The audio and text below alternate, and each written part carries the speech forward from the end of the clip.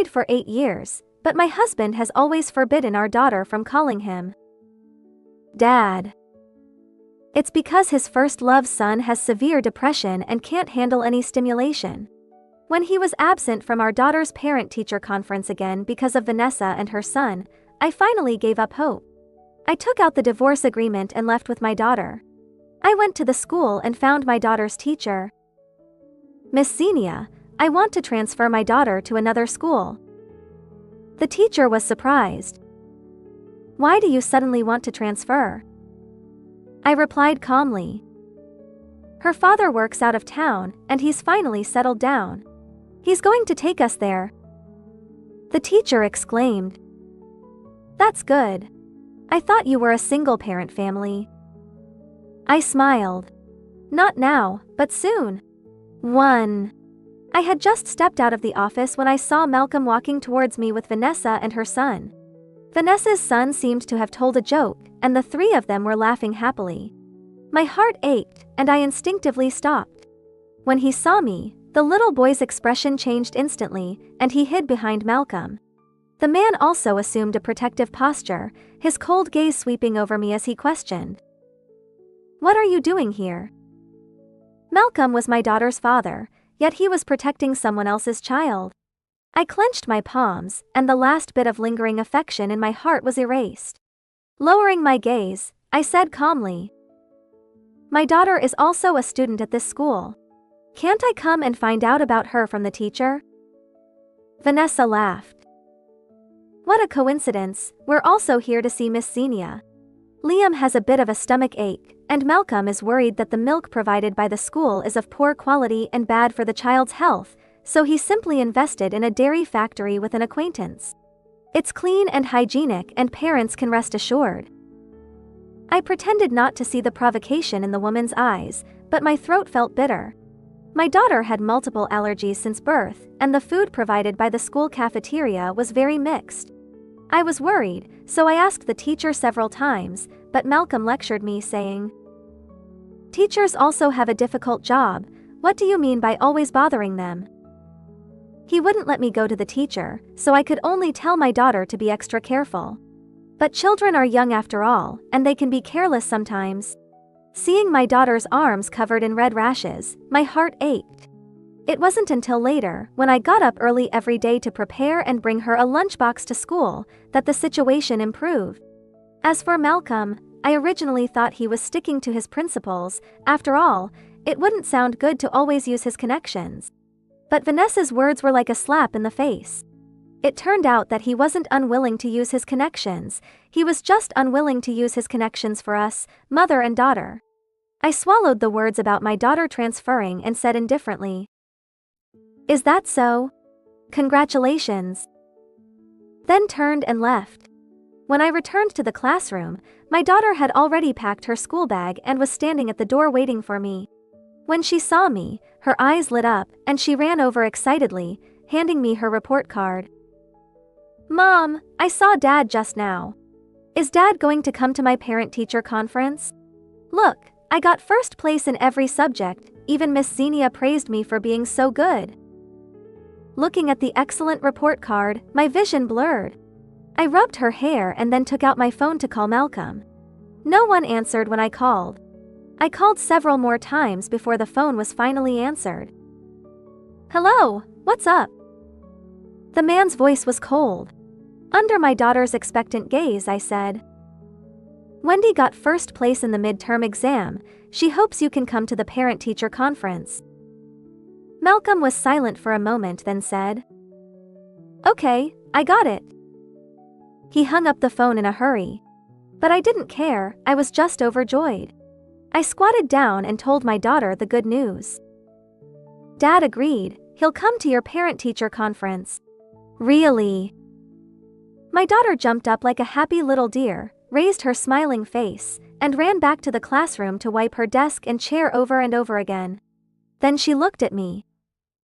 Mom, lend me your phone. I handed her the phone, a little puzzled.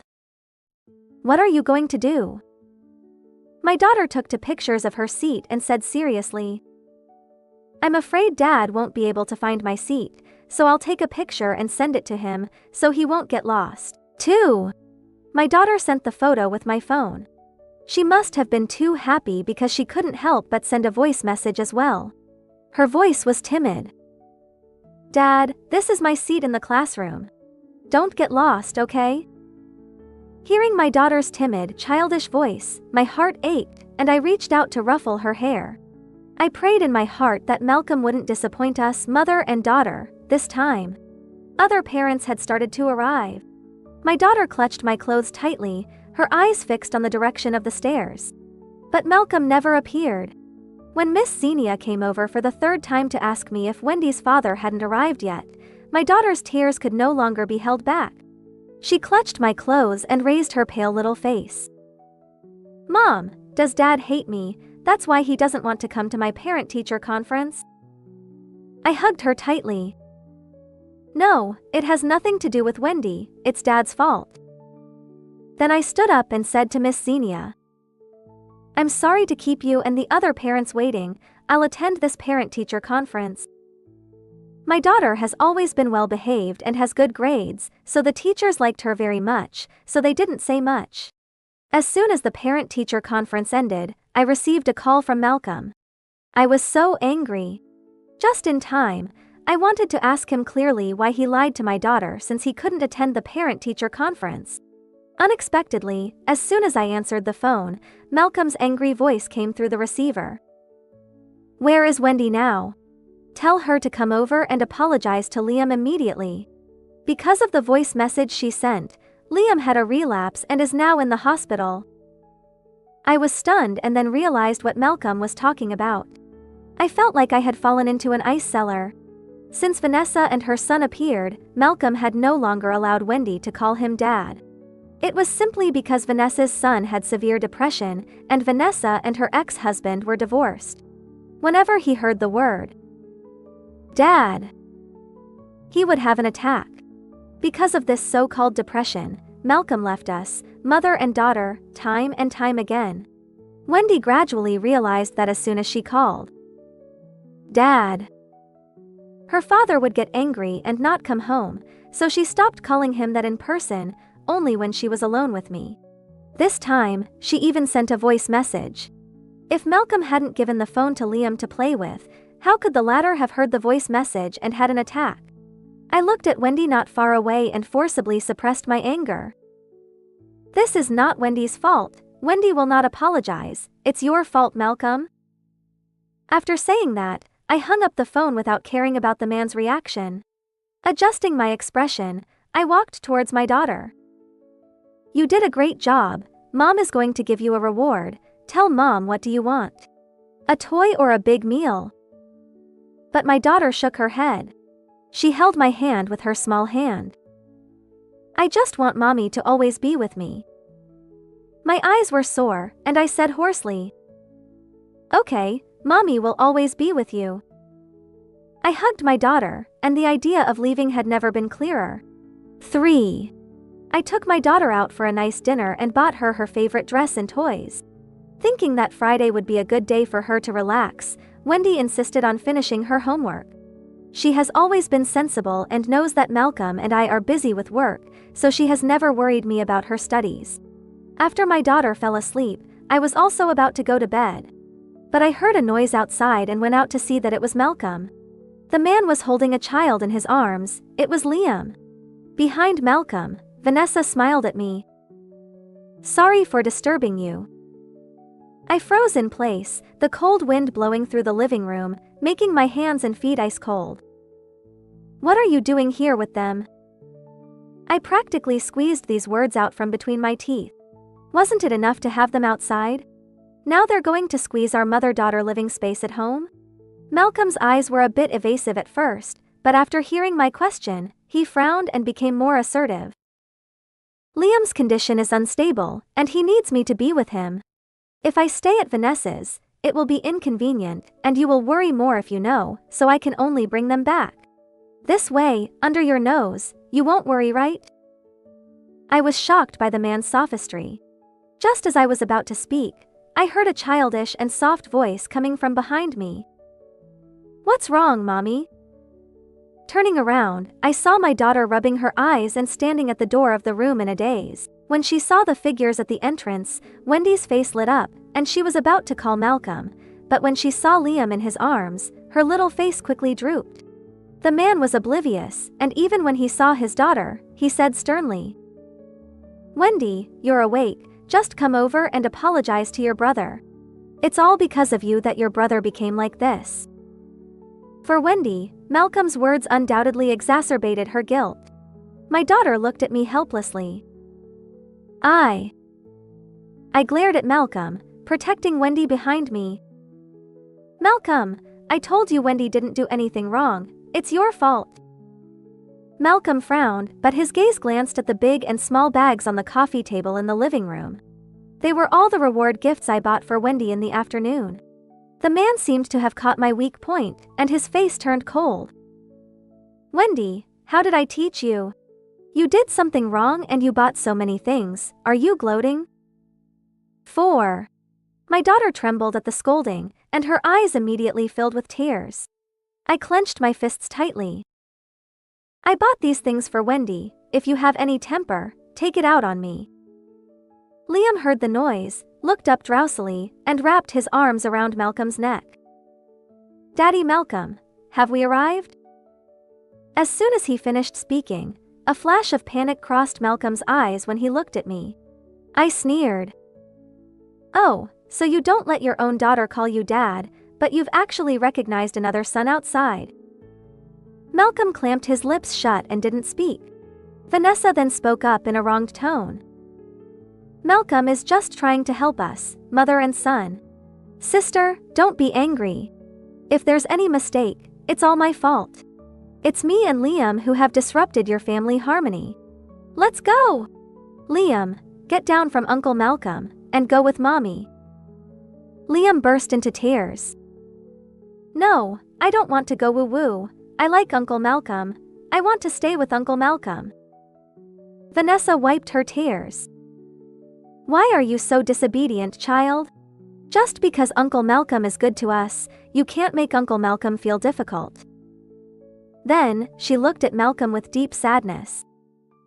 "Malcolm, thank you for taking care of us during this time. We, mother and son, are very grateful. In the future, let's meet again if we have the chance." With that, she took Liam's hand and walked out. The man turned around and looked at me with disappointment. "Yara, you've changed." Before I could speak, he continued. "Let's separate for a while and calm down." I nodded and said, "Okay." Then picked up the document on the table. "This is the insurance policy I bought for Wendy. You sign it and then leave." Malcolm was busy chasing people and didn't look carefully at what the document was. He quickly signed his name on it. And I calmly watched everything. Until the door was closed, I squatted down as if I had collapsed. My daughter came over and hugged me. "Mom, are we not going to have a dad anymore?" 5. I held her back and closed my eyes. "Yes, we don't need him." I submitted the divorce agreement signed by both parties, and the cooling-off period was 30 days. During this time, I sold some of my belongings for cash. Then I applied to my company to transfer to a branch in another city. During this time, Malcolm never came back. I took the time to go to the city where I would be living in the future and helped my daughter complete the transfer procedures. For the last week, my daughter didn't go to school but studied at home. Wendy is always self-disciplined, so I wasn't worried. The day before we left, Wendy curled up in my arms, listening to me describe the city and the environment of another school. Wendy fell asleep while listening, and before falling asleep, she asked me drowsily, "Mom, should we say goodbye to Dad?"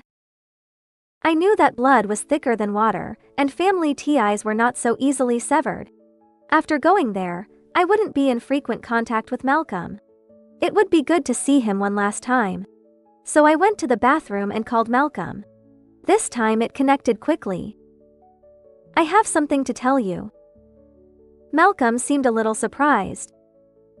"Coincidentally, I have something to tell you too.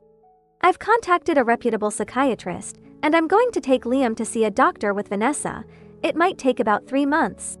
We'll be leaving tomorrow. Yara, are you listening? I took a deep breath and replied. Malcolm's tone softened. This is a rare opportunity, Yara. You've worked hard during this time. Take care of your daughter. By the way, what did you want to tell me? Nothing. I smiled. I wish you a pleasant journey. Then, I hung up the phone without hesitation. The next day, Wendy and I went to the airport on time. Most of our luggage had been mailed, and we only carried 2 small bags with us. Wendy seemed a little lost because she didn't get to see Malcolm one last time. I didn't know how to comfort her. I could only stay quietly by her side. The broadcast announced boarding, and I took Wendy's hand and walked towards the boarding gate, but a man's surprised voice came from behind. Yara, Wendy? Where are you going? I turned around and looked at the 3 people who looked like a family, my expression calm, and I said nothing. Vanessa smiled and said, Could it be that my sister heard that you were going to take Liam out to see a doctor, so she wanted to go with us? Malcolm frowned and looked at me disapprovingly. Didn't I tell you, it's only 3 months, if you take Wendy around like this, won't it delay her studies? Just as I was about to speak, my daughter suddenly spoke up.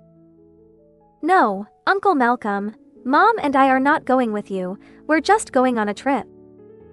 6. I looked down at my daughter sharply. Her eyes were red, but she still held my hand tightly. Malcolm's expression froze for a moment when he heard Wendy's words. He asked in a daze. Wendy, what did you call me? Biting her lip, my daughter called out. Uncle Malcolm. Malcolm's face was full of disbelief. He blurted out. How can you call me uncle? I'm your dad. Malcolm. Vanessa interrupted him in time. The man froze, turned to look at Vanessa and Liam behind him, swallowed the rest of his words, turned his head, and dared not look at us. Wendy, you and your mother go on a trip and have fun. Dad, Uncle will come pick you up when you get back. I looked at Malcolm coldly and said nothing. He didn't know, there would be no next time. Disappointment was also full in my daughter's eyes. Holding my hand, she whispered. Mom, let's go. Okay. I turned around with my daughter and stepped into the boarding gate. On the plane, my daughter silently looked out the window, and I said softly. After a while, the plane will take off, and Wendy will fly into the clouds like a little fairy. Wendy turned around, a smile appeared on her small face, but tears flowed down her cheeks. Yeah! Mom is a little fairy too. I hugged her. Don't worry, Mom will always be with you. Because I had arranged everything in advance, we went straight to the new house after getting off the plane. Seeing the new room, my daughter's mood improved a lot. I coaxed her to sleep. You can go to a new school tomorrow and meet new friends. Wendy, forget all the unhappy things before. Wendy nodded. I slept with my daughter at night, and I fell asleep quickly after a tiring day. The next day, after sending my daughter to school, I was about to report to the new company, but I swiped through Vanessa's new post on social media. A photo of Malcolm and Liam. In the photo, the man was listening attentively to the doctor in a white coat. Liam was sitting obediently beside him, and Vanessa only showed half of her face. But she was smiling very happily. The caption read, I thought I was at the end of my road, but then I realized that there was light at the end of the tunnel. Thankfully, you've always been there. I originally thought I would be angry after reading it, but now I found myself calm. It was as if I was looking at 2 people who had nothing to do with me. I liked the post and commented, A very happy family, congratulations to you. Then I directly deleted and blocked Vanessa. I don't want this person to appear in my and Wendy's lives anymore. 7. I just didn't expect Malcolm to call. Shouldn't he be wholeheartedly accompanying Vanessa and her son right now? How could he have time to deal with me and Wendy? After the call connected, Malcolm's familiar voice came through. Honey, how is your trip with Wendy going? I sneered sarcastically. Even now, he thought we were on a trip and hadn't noticed anything unusual. Even so, I didn't want to remind him. Pretty good. What's up? Malcolm seemed relieved. I know what happened these 2 days made you and Wendy a little uncomfortable. Don't worry. When Liam's illness is cured and Vanessa won't be under so much pressure, I'll come back and accompany you wholeheartedly. By the way, where's Wendy? I want to talk to her. I said expressionlessly. Wendy is having a great time. I can't call her. Vaguely, I heard Vanessa's voice in the background. Malcolm, Liam is awake and wants to see you. Okay, I'll be right there. The man's tone instantly became tense, and he hurriedly said, Honey, please tell Wendy for me. Dad will go on a trip with her next time. Looking at the hung-up phone, I turned off the phone without any nostalgia and went to report to the company. Because I used to be a manager at the headquarters, the branch had always heard of me. My boss smiled and said, Welcome actually, with your experience, you can completely take my position. I feel sorry for you. I shook his hand. Just to make a living, I still need your guidance. I worked hard, just to give my daughter a better life. When I went to pick up my daughter from school in the evening, she had been at school for a day and seemed to be in a much better mood. She held my hand excitedly and said, The new school is so big and the classmates are all very nice. I even made 2 new friends today.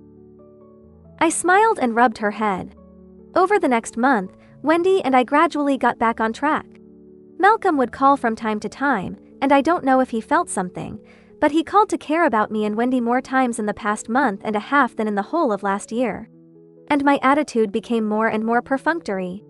When the man asked to see Wendy again, I directly and impatiently said, You should take care of Vanessa and her son first. We don't need your concern. Then I hung up the phone directly. Malcolm was probably confused by my attitude, and he called again the next day excitedly saying, Honey, Liam's treatment is over. I can go back early. Oh. I looked at the project file in my hand and said absent-mindedly. The person on the other end of the phone was silent for a while. I casually said, Is there anything else? If not, I'll hang up. Wait, honey. Malcolm tentatively said in a cautious tone. My flight is tomorrow. Can you bring Wendy to pick me up? I said bluntly. If Wendy and I go to pick you up, we'll have to ask for leave, which will affect my work, and you can't always trouble the teacher, can you? 8. Malcolm was silent for a long time before he said hoarsely. Okay, I'll go back by myself. Is there anything you want to eat? I'll go back and cook it for you earlier. My assistant knocked on my door, whispering, The client is here. I waved to the other person to show that I understood, and then threw a sentence directly at Malcolm. Whatever, I'm busy. I'll hang up first. I didn't have time to care about Malcolm's psychology. I've tasted the bitterness I've suffered, and it's time for him to taste it too. The next day, I went out to dinner with the head of the client, and the conversation went very smoothly. Watching the other party sign the contract, I felt a sense of satisfaction I had never had before. The commission from signing this order is enough for me to buy a small house suitable for Wendy and me here, and I might even be able to add another car. Wendy was waiting for me at home. I bought a few of her favorite dishes and a red velvet cake. When I was about to go home, my phone vibrated crazily. When I opened it, it was unsurprisingly all messages from Malcolm. I just glanced at them casually. They were all asking, Where are you and Wendy? Why are your and Wendy's things gone? I was too lazy to look at the rest, and I didn't want Malcolm to ruin my good mood, so I directly added him to the blacklist and waited to release him when I went to the Civil Affairs Bureau to get a divorce certificate. When I got home, Wendy was doing her homework at the desk. She wrote carefully stroke by stroke, and my heart felt warm when I looked at her. I put the cake on the table and called out to her. Wendy, come quickly, look at what delicious food Mom bought for you. My daughter ran over excitedly, her eyes lit up when she saw the cake, but she retracted her hand to take the cake. Mom, please return the cake, these are all for kids, Wendy is grown up now. I was a little surprised. My daughter's happy expression when she saw the cake was not fake. So I bent down and asked patiently, "What happened?" Wendy is still a child in my heart no matter how old she is, so she can eat cake forever. Wendy hesitated and said, "Mom, do we have enough money? With Dad helping us before, but now that Mom is alone and has to support Wendy, it will be very hard." I was stunned and my eyes were hot. I said hoarsely, "Don't worry, the money I earn is enough to support 3 Wendys, come and eat the cake." I opened the packaging and cut a piece of cake for Wendy. My daughter ate happily and didn't forget to remind me. "Mom, you eat it too. Okay?" I smiled, my heart softened. 9. I didn't expect Malcolm to find me here. The man stood across the street, his eyes bloodshot, his beard unshaven, and his voice hoarse. "Honey, Wendy." Wendy looked up at me worriedly. "Mom." I stroked her hair. "Go in, don't be late, don't worry, Mom will be fine." After watching Wendy go in, I turned to Malcolm. The man seemed to have rushed over, and he didn't bring anything with him. "Honey, I went to your company and HR said you resigned. I also went to Wendy's school and the head teacher said she transferred." "You guys?" I interrupted him.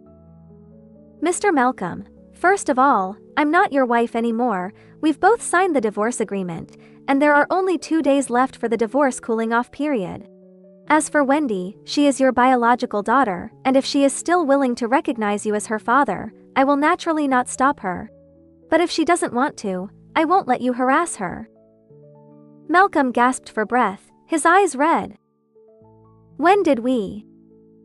As he spoke, he seemed to remember something, and his pupils shrank suddenly. "That insurance." I nodded expressionlessly. "Yes, that insurance policy is the divorce agreement." The man looked at me in disbelief. "Why?" I said indifferently. "Why? Malcolm, do you have the energy to take care of so many people? When you left Wendy and me for Vanessa and her son time and time again, didn't you ever think there would be such a day?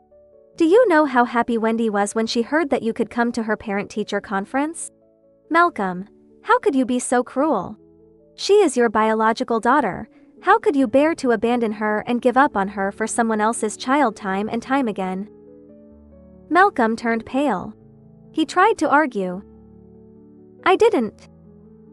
I curled my lips and took out my phone directly, playing the recording I had made for him. It was a coincidence that I went to the hospital to find Malcolm, but I accidentally overheard the conversation between Vanessa and her son, and I realized that what was called severe depression was all a lie. Liam's childish voice came from the phone. "Mom, I don't want to stay in the hospital anymore. I want to go back to school, my friends don't care about me anymore." Followed by Vanessa's, "Son, be good, we have nothing now, we must win over your Uncle Malcolm, if even he doesn't care about us, we really have nowhere to go. But Mom, Uncle Malcolm has always been so good to us, I don't want to pretend to be sick to deceive him." "Shh! What are you talking about being sick? You have severe depression, don't say such things again." Then there was Liam's painful voice. "Mom, you hurt me. Liam, be good, as long as you listen, Mom will buy you the toys you want most." I looked at the staggering man in front of me sarcastically. "Did you hear that? This is the first love you've been longing to protect. You abandoned your wife and child for a lie, Malcolm, you're ridiculous." I didn't have the patience to waste on him anymore. I put away my phone and said directly, "See you at the Civil Affairs Bureau in 2 days, you can come or not, I will directly go through legal proceedings. But I don't want Wendy to see us tear each other apart in court, it's too cruel for her. If you still have a bit of a father's conscience, be there on time, and we'll get a divorce." 10. 2 days later, at the Civil Affairs Bureau, Malcolm arrived on time. In a short time, he had lost a lot of weight and looked a little better than the last time we met. I don't know how he faced Vanessa and her son after he went back, and I don't care. Let's go in. I glanced at the time and turned to enter the Civil Affairs Bureau. Malcolm followed silently behind me. Only when signing did he say, "I don't want the property, I'll leave it all to you and Wendy, just as compensation for what I owe you." His voice was bitter. "I'm so sorry, I owe you and Wendy too much." I didn't say anything, picked up the pen and quickly wrote my name in the signature place. Malcolm looked at it silently for a while before picking up the pen to sign. After writing, he looked pale and slumped in the chair as if he had collapsed. After getting the divorce certificate, I strode out of the Civil Affairs Bureau. The man chased after me and asked, "Can I still see Wendy in the future?" I told you, as long as Wendy is willing, I won't stop her. Malcolm nodded and murmured, "That's good, that's good." He left in a daze. I watched the man's back without saying a word. Turning around, I strode in the opposite direction. About a year later, I heard about Malcolm and Vanessa from a friend. They got married. But the Malcolm now was different from before. Not only did he have no property, but he also owed a lot of debts. Vanessa also tore off her gentle mask and became hysterical. They fight every day, and I heard that Vanessa scolds Malcolm at home every day for being useless, and the two of them make a lot of noise, and the neighbors upstairs and downstairs have complained several times. I remained expressionless. I couldn't help but suspect that Malcolm had a vengeful heart towards Vanessa. Otherwise, even if he left the house with nothing, it wouldn't be difficult for him to make a comeback with his ability. After a while, a friend suddenly called me gossiping. "Malcolm is in the hospital." I heard that Vanessa couldn't stand him drinking all day, so she impulsively stabbed him with a knife, and there was a lot of blood.